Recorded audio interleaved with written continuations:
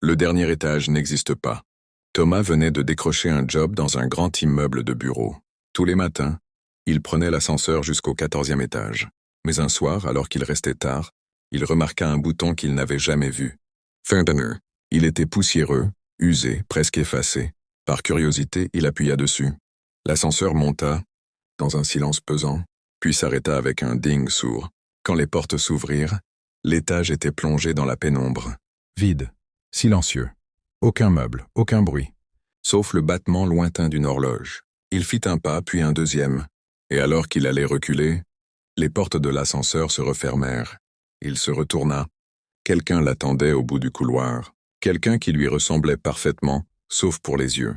Entièrement noir. Thomas recula vers l'ascenseur, mais les boutons étaient morts. Aucun ne s'allumait. Derrière lui, son double avançait lentement, les bras le long du corps, ses yeux noirs brillant dans l'obscurité. « Pourquoi t'es monté ?» La voix c'était la sienne. Exactement.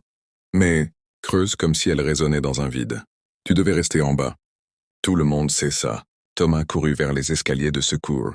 Il ouvrit la porte en métal et découvrit un mur.